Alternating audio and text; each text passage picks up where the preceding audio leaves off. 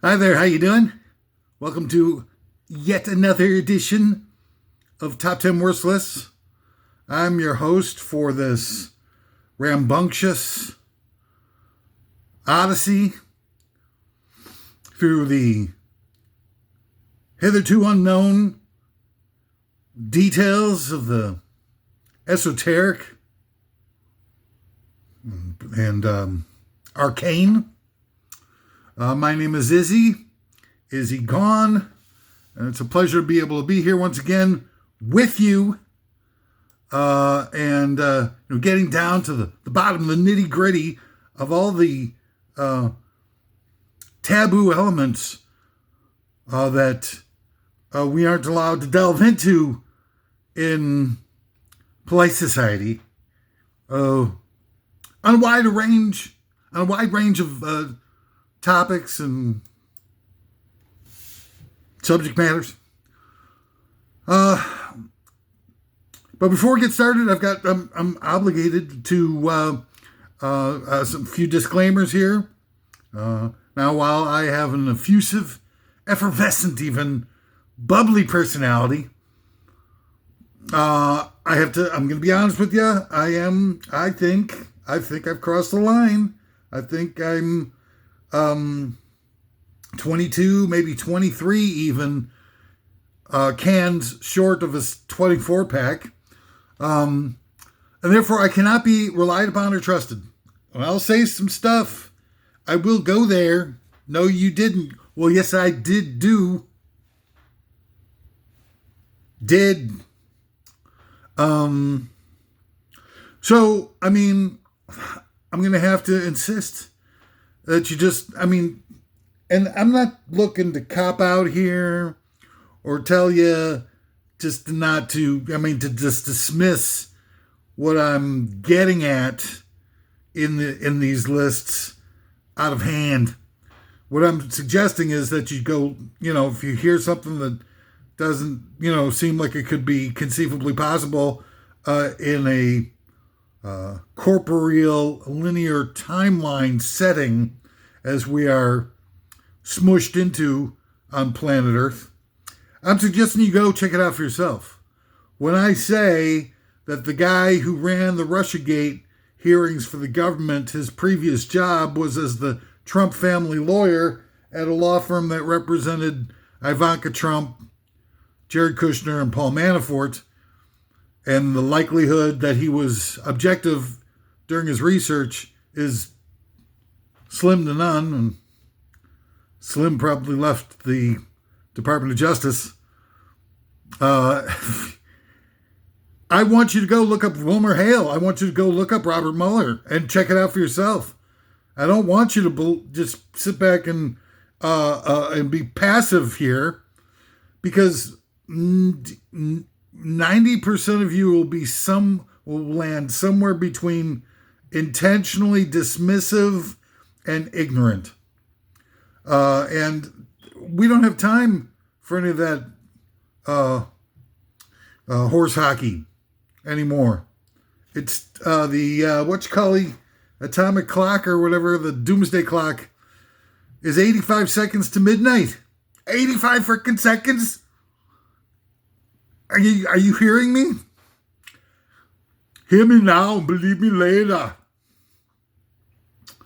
So I'm intentionally portraying myself as a, sort of fringy element type of, loose cannon, as a prompt to kind of push you towards, like, disbelief. Like, how could somebody who looks like that be right about Robert Mueller being, the fix was in when they hired him in the first place? That he would never look to, if your own personal family lawyer is not going to dig up a bunch of information on you to convict you. I want you to see the incredulity. I want you to feel the incredulity that anybody like me could possibly come up with facts that weren't blatantly distributed to you by the mainstream media apparatus, or even the alt stream apparatus, whatever that's called. I mean, how is it that you never hear it? I mean, that thing went on for a couple of years, right? How is it that nobody ever shared that with you? How does you go for 2 years and you wouldn't even find out something that seems like an essential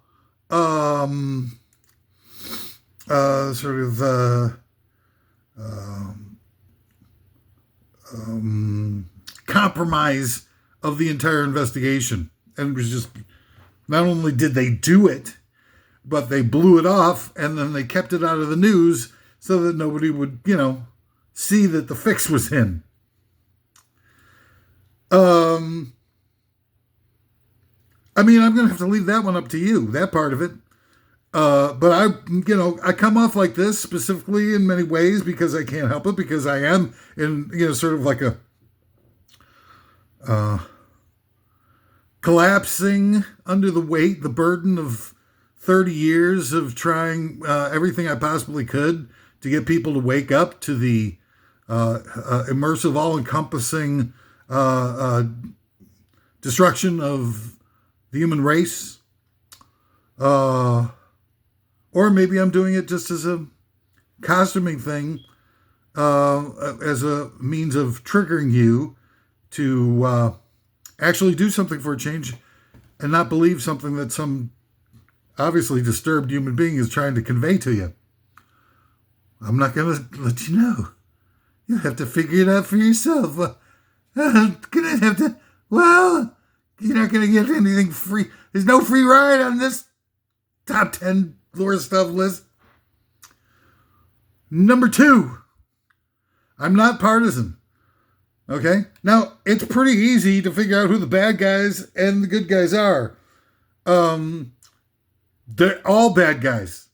And the good guys left the building when Elvis got drafted back in 1956 or whatever the hell. They're all bad. You've got a wide array of different types of bad guys. And I'm talking about the leaders here. I'm not talking about the rank and file, although there's a lot of bad guys. Like, this isn't the United States.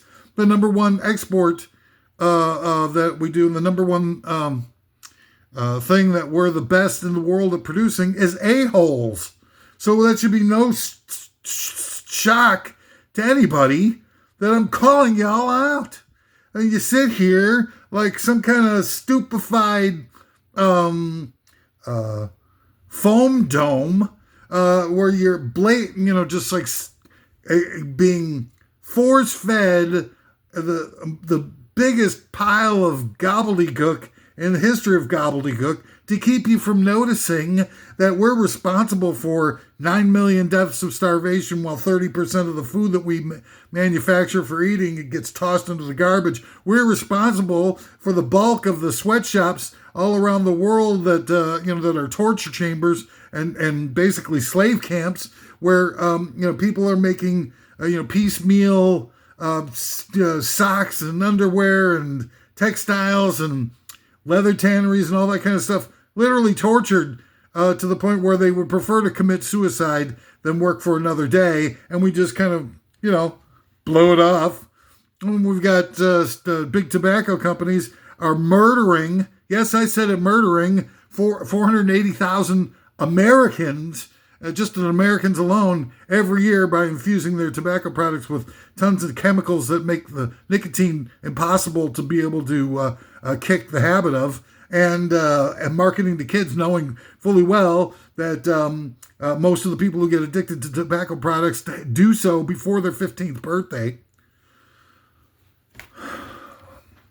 So who's to be? I mean, are you going to add into that the partisanship? Please. All the people who have a mainstream level of distribution in our society are liars, cheaters, sociopaths, rapists,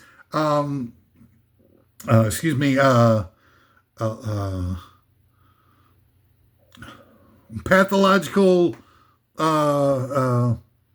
selfish, bootlickers of the aristocracy, and they have no redeeming qualities, and they pretend to be something that they're not because they're just they're here for it's a puppet show. That's all it is. And every single one of them hates the hell out of the working class and the working poor, the middle class and the blue collar types and the independent business owners. And there's nothing that makes them happier in this life than seeing good people suffer. That's how they entertain themselves. And they create all these lies, and they build these gigantic devices to be able to keep us, in place if we ever get wise and figure out what the hell they're doing to us. We give them $1 trillion a year to build this vast military that no one could ever possibly overthrow. And then they've got this giant intelligence network that nobody can escape the reaches of. And they can, and any minute now, they're going to put a bunch of AI robots out on the streets who will beat our asses and round us up and take us to, God damn it, prison camps and poison us to death. Or work us to death, either way, I don't know. Or turn us into a bunch of Axe body spray. They'll render our fat into Axe body sprays and votive candles. So, I mean, all these people that we say, like, oh, the Democrats, blah, blah, blah. Screw the Democrats. They're a bunch of liars. And again, I'm talking about the upper crusties here, the so-called leaders. They're lying to us the whole goddamn time. Elizabeth Warren, she was a big, fat, giant Republican, and then she decided she was going to, run for senator or whatever, and it was easier for her to run for Senate in her home state of Massachusetts, and so she decides, well, I can't be voted as a senator as a Republican, so I'll switch over and become a Democrat. And everybody's just like, well, did you see that freaking thing that she did with the thing? I think it was Instagram that she did that beer summit thing, and she's just like, I just came over here to sit around with y'all and have myself a cold brew. And before she mentions the brew, she starts talking, is doing this Instagram live stream thing, and then, she gets, a couple minutes into it, a minute into it, or something like that. She goes, oh, wait, I want to have a cold brew. And she, pulls out a beer, and it's the most unnatural, cringy thing you've ever seen in your life. She's like, kind of, and then her husband comes in, and they're doing this thing in her kitchen or something, which is this, you can only see a little bit of it, but you can tell that it's super fancy suburbanite mansion thing. So, okay, I can relate. I've always, really loved those types of things as, leadership quality builders. Absolutely. So the husband comes in and she's like, would you like a cold brew? And he's like, no, thanks, honey. Because the guy's probably never had a beer in his life. He's like, oh, well, maybe I'll go to Chateau Lafite 53. But we're going to have to let it breathe for some time. Perhaps I'll decant myself some for later. We've got foie gras and Russian caviar. I have to clean the bone spoons, the whalebone spoons, so that we don't have any aftertaste in our caviars. And she's like, okay, honey. And then I think, if I remember correctly, and I'm not 100% sure, so don't hold me to this, but I think she slaps his ass in the thing. And I'm watching this thing going Jesus Christ, this is what is the opposition party to all these warmongers, and at the same time, excuse me, Jesus Christ. Wow, that was a flagrant foul. Sorry. But all these people are talking to her and everything like that while she's doing this thing. We've got all the neocons who's just literally destroying planet Earth and murdering people in the millions and using the Iraq War as a sort of quasi arms dealership sale so that they can beta test all this stuff in front of all the petty dictators and thugs. Their customers, by the way, all around the world. They can say, well, look at these drones, how effectively they wipe out children. And then people are like, yes, please sign me up for 1 billion of them. And everybody's just like, oh, okay, well, whatever. Blood for oil. blood for oil. What a bunch of idiots. And I don't blame people because they've got people like Elizabeth Warren who are telling them, why don't we sit down, let's have a beer together. Okay? Hillary Clinton, same thing. She was a diehard Republican during her formative years, volunteered for frickin' Barry Goldwater. Barry frickin' Goldwater! The worst of the conservative Republicans. There's never been anybody more diabolical, demonic before him in the American political dialectic. See, I'm not really good at it, but I do know a few 25-cent words to kind of, maybe try to fit in a little bit with the hoity-toity types. And, but anyway, so the thing is, and then she went down to the 1968 Republican convention in Miami Beach, hung out, one-on-one, perhaps, tete-a-tete with Richard Nixon. I just don't get it, man. I just don't see why people don't know about this stuff. It's out there. It's so easy to find out. The people who are pretending to be, left-wingers and progressives really come from a background of a hardcore ultra-conservatism. And it's the same with all of them. Rahm Emanuel is comes up with a pedigree, to Chicago and becomes mayor after he does his time with Obama. And here's somebody who's got supposedly the bluest of blue pedigrees. He was the majority whip for Clinton. He was the, the chief of staff for Obama. You can't get any bluer, allegedly, than Rahm Emanuel. And he becomes mayor of Chicago, and they have this big teacher strike. First of all, he doesn't go after anybody who sold out the parking meters of the city of Chicago for pennies on the dollar. Just lets them get away. That's a modus operandi for the Democrats. They never investigate people who obviously perpetrated gigantic crimes against their constituencies and just let them walk. And that's how the tables never are even for anybody, because these guys come in and do all these crimes and nobody ever makes them pay for it. And so Rahm Emanuel comes in and there's this big teacher strike, and he loses, really. The teachers win. So he is so pissed off that he turns around and he closes 50 public schools all at once. So all these teachers and everybody gets all fired. All these union people get fired. And it's just out of spite. And he's a union buster too. Not only did he fire all those teachers all at once, because his widow feelings were hurt from the teacher strike, but then he goes after, before that he had gone after the unionized janitors in the Chicago public schools and fired all of them and replaced them with a giant freaking corporation to do all the cleaning. And they were a corporation, so they didn't really care about the kids. They didn't have any long-term ties to the school or any pride in what they did. And so the services rendered were inferior, massively inferior, and massive amounts of complaints about all this stuff. But does Rahm Emanuel care? No, he's a union buster, right-winger maniac, just like all the rest of them.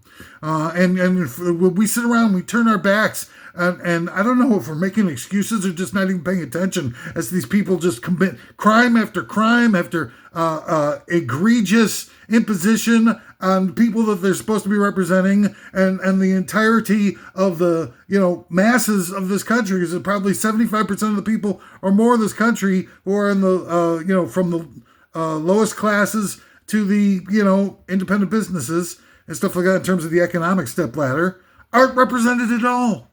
They have no representation. It's worse than it was under the freaking King of England. And I wonder, when it comes to the Epstein stuff, and not that I want to focus on any of that stuff, because every 9 minutes in the United States, a child gets sexually molested. So it's not just the upper crusties. I mean, this is the country is completely gone to the dogs, man. The sexual molestations. It's incredible how we would focus on something like that, like the rest of us don't have something to hide. Tons and tons of us have something to hide. And it's a sickness. Living in this country is tantamount to having a psychological disease. And if people are going to deny it, then they're probably the ones who are the worst afflicted. And Rahm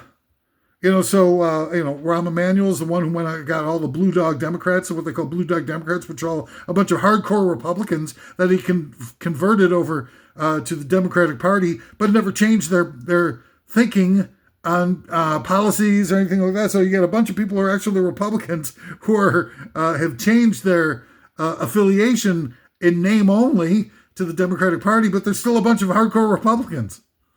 The blue dog Democrats, yeah, that's something. And then they got, Lori Lightfoot comes in. She's pro-police at a time when people are looking for answers to try to get out from underneath the abuse of the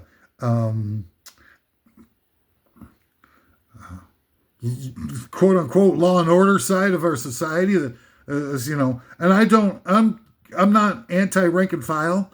God damn it, I'm going to frickin' lose my frickin' mind. The rank and file of this place, I'm not down on them.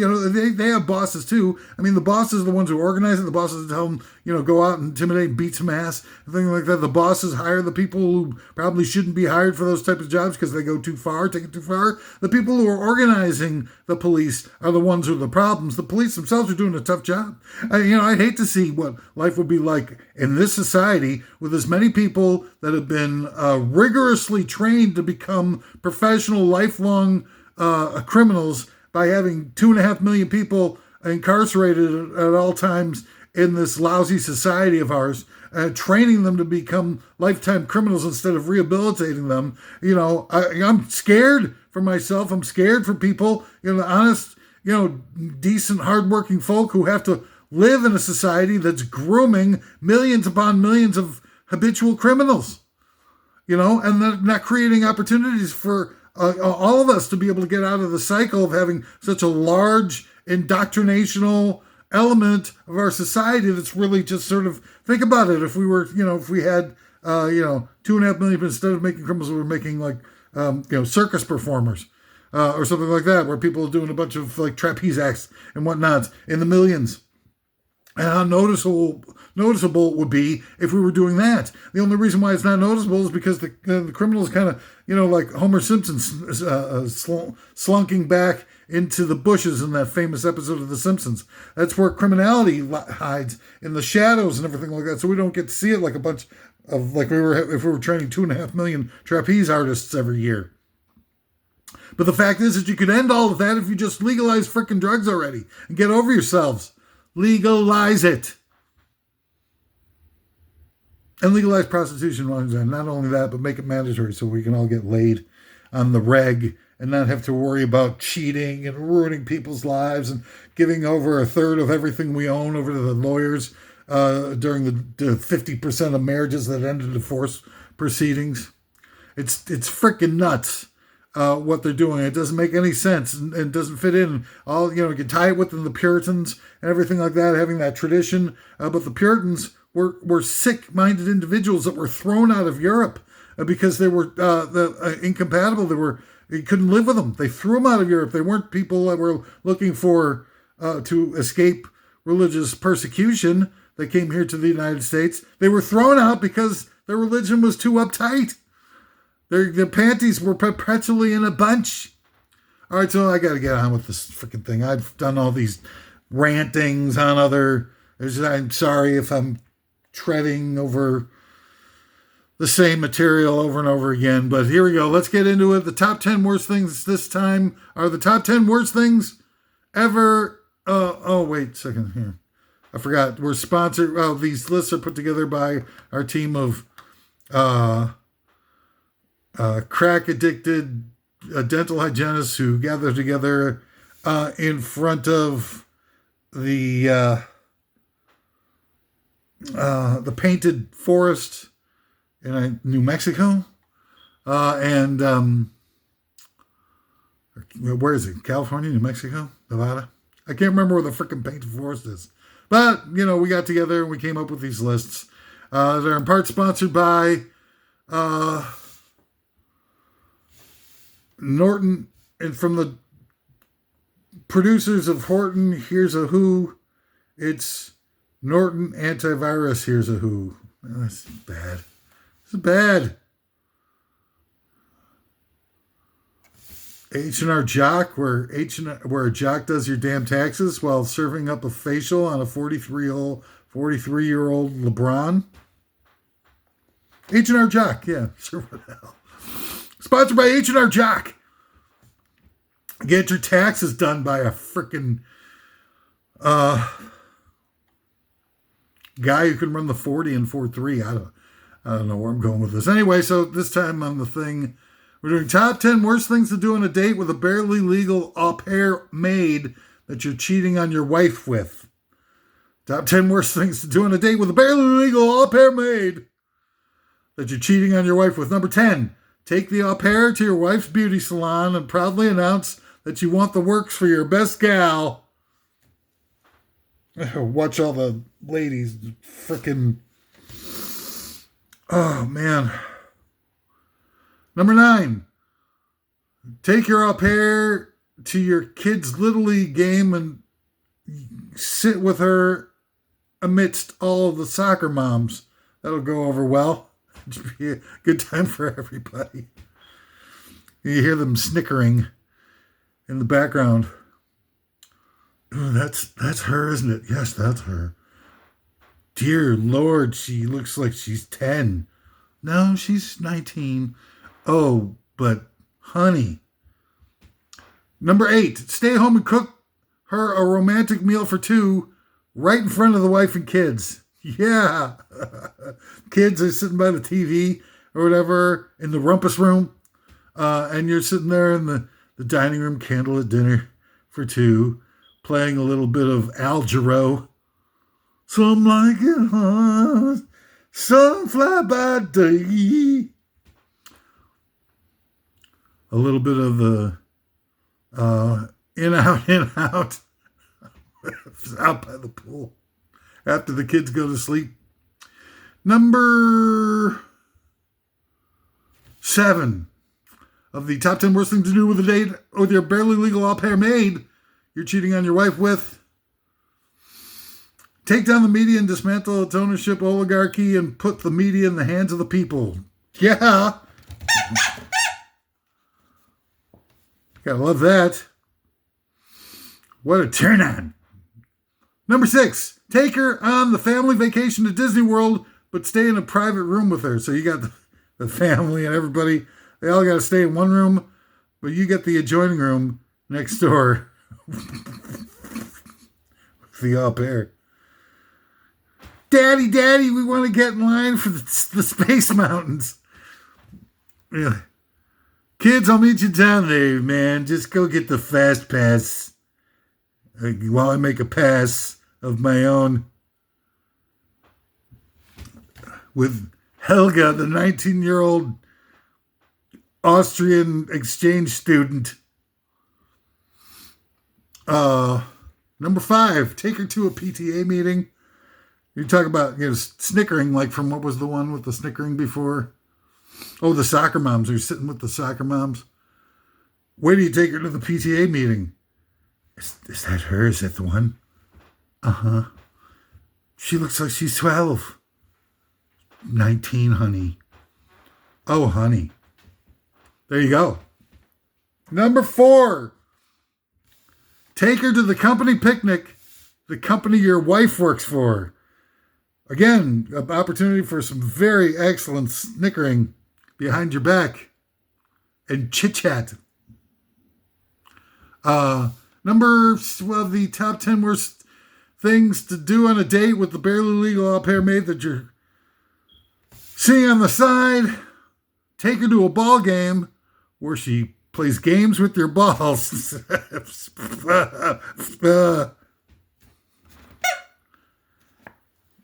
That's wrong. I'm wrong. I told you at the top end of this whole thing that there's something wrong with me. Perhaps it's because I'm not taking all those pills they prescribed. Pills. the mood elevators and the mood stabilizers. I like to take mixed Dayquil and NyQuil at the same time, and I mean, number 2. Lead a movement designed to utilize dollar votes and widespread boycotts in the free market to influence corporations to act with a little more responsibility and drive those that that don't into bankruptcy. And I'm not talking about these blanket boycotts of Target and stuff. Really, do you lefties have any clues whatsoever? You think about what is the shopping landscape going to look like when you boycott Target out of existence? So then you're going to have choices between a Jeff Bezos Amazon and a Walton family Walmart as the only 2 choices that you've got for underwears and comestibles and dry goods. Really? I mean, talk about putting the horse before the cart. It just doesn't make any sense. And you're walking out of schools and stuff. You're going to boycott until you get rid of ICE. Shut up and get the work done. And not sitting in on Congress and everything, walking out of Congress. Get the work done. Get the freaking work done and make it happen. Stay up late. Turn off the TV. Stay in school, stay in the frickin' Congress and do your frickin' jobs and make sure that next time you have better leaders that can be voted on that don't fall asleep in the middle of a frickin' presidential debate. And you lie about it and you cover up for it until it's too late for you to be able to get anybody else except the vice president who is, somehow magically got the job of being a vice president, even though she came in last in the 2020 presidential primary season and dropped out before she even got a single delegate. So now you're stuck at the last minute. You don't have any choice. And people didn't get to vote for the candidate they wanted to represent the party in a very consequential 2024 election because they lied to us and tried to cover up for the fact that the guy couldn't even make it through an entire debate without falling asleep. And then on top of it, you call it the No Kings movement and stuff like that. Total hypocrisy. Not the meaning of what they're trying to do with those marches and that whole movement, but the fact that you call it, that you title it No Kings, when you're the party that had the frickin' representative in the 2024 presidential race that hadn't even been voted on. I mean, did you not even see it? I mean, I get it. You fight for the autocracy and the narcissism and the hellish amount of bigotry and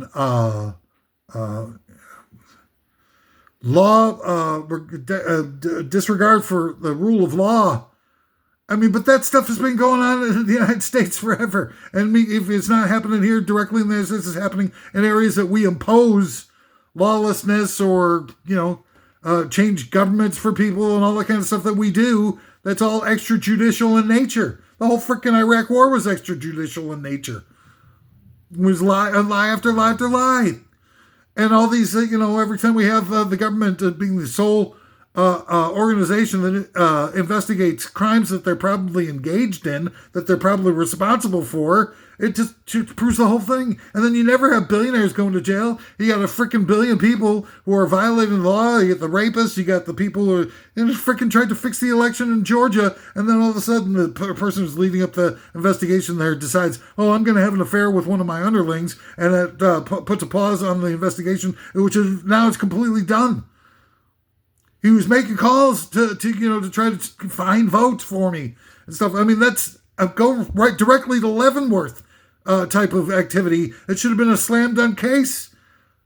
But all of a sudden, this supposed Democrat decides it's more important to me to have an affair with one of my underlings than it is for me to preserve freedom and constitutional law in the United States. I'm real disappointed. And the woodshed that we're getting in the woodshed is deserved.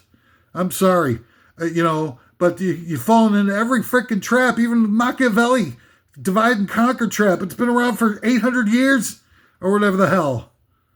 And you're just like, and all these, fake leaders and everything like that, they're all garbage.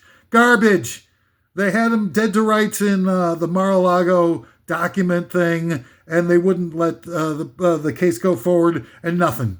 Crickets. Nobody gives a rat's ass. Nobody protested about that. The end of democracy, the end of the rule of law and the Constitution, and nobody gives a rat's ass about it. Nobody. And then the Georgia thing that I just described, and nobody cares. Nobody protests. Nobody says, what the hell just happened here? Right? And all the people who are protesting the Gaza War and everything like that supposedly have their heart into it. And yeah, there's a lot of, messed up stuff that's going on there, and it's a total genocide. And I don't care what anybody says about that part of it. But the fact of the matter is that when, all those protesters, when summer vacation hit, they all left. They couldn't give a rat's ass. Summer vacation 2024, bye-bye. Good luck with that whole genocide stuff. See ya, wouldn't want to be ya. So now all the, the talk about cosplaying and people just sort of looking for stuff to beef up their Twitter likes. It all fits. It all fits the narrative. And plus it gave a huge boost to Trump's campaign and helped get rid of Biden. And now look, Trump is, putting his, sketchy son-in-law in charge of it. And he won't even let the Palestinians take part in the negotiations for their own future. Won't even let them take part in it. And then what's the same thing they got, that they did in the first Trump thing, and when they sent in, Jared Kushner, who needs special permission to even participate in any of that stuff because of his criminal ties.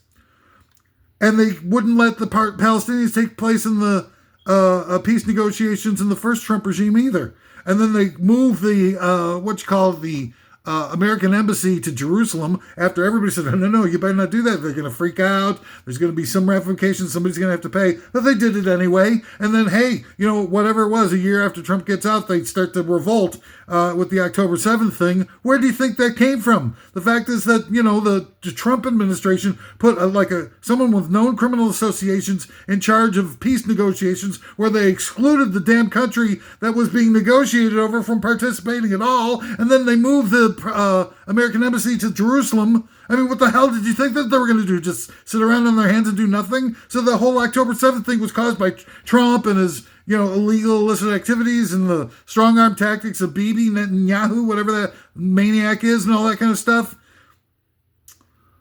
But then you protest and then you walked away like it didn't even matter to you. Did it matter to you?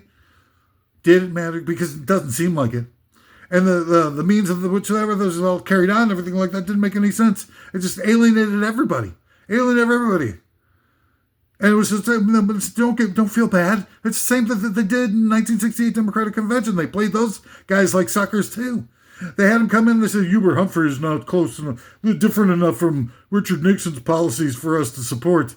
Oh yeah, good luck with that. That was a real smart assertion, wasn't it? Because they go to Chicago, and then there's agent provocateurs that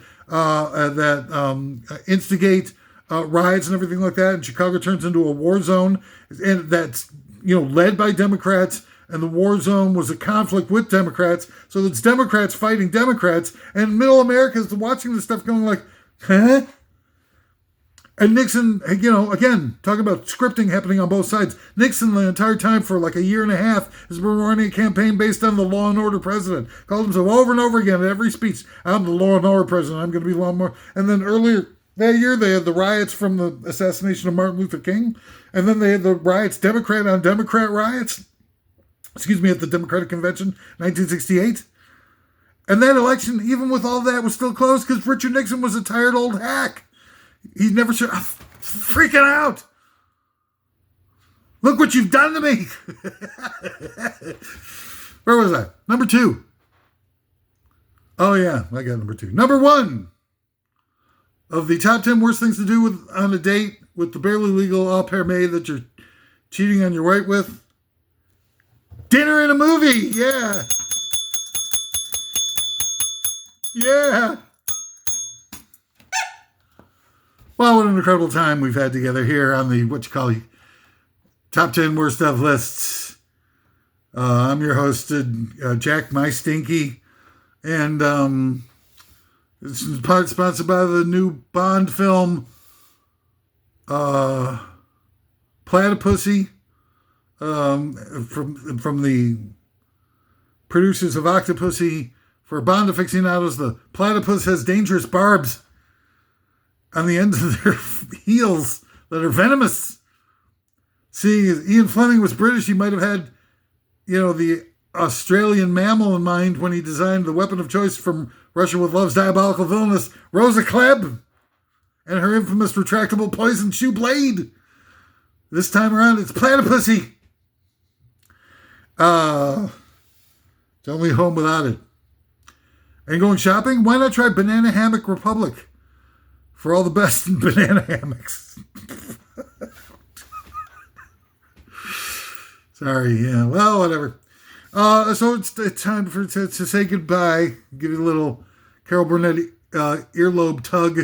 Everything I've said here on the show, opinions only, bestowed upon me by Almighty God, and whatever generative semi-intelligent power that might have created the universe. I'm simply channeling these things through me. It's not stuff. You can't come up with this kind of stuff. Clearly, life imitates art, imitates fiction, imitates strangers, and can't be too careful these days who you bump into. But I guarantee that my life sucks, and if you're pissed off by the things that I'm saying here, just try to put yourself in my place. Look at me. Is there going to be any question that anything that I would say would be sort of offensive to someone? Come on. I don't mean it. I love this country. I love everything, about the types of things that I love within this country. There's so many, everything that I've ever loved in life, pretty much. Outside of maybe prog rock, everything that, and even some of that was Frank Zappa. So, what the hell? But everything other than that originated or came from this country. All the people that I love, everything. I don't hate this country. I don't. It's what I'm doing here is that when you see someone in pain, when you see someone in trouble, you try to help fix it. And that's all I'm doing here. Just trying to help. I'm a problem solver. So smash.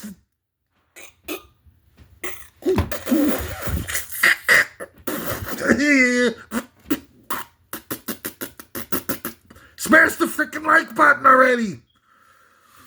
Whew. Or join my Patreon and leave a tip. The tip is the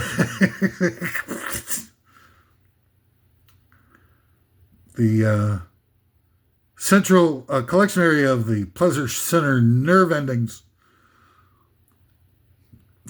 My physical ailments are threatening my life to almost unsurvivable levels.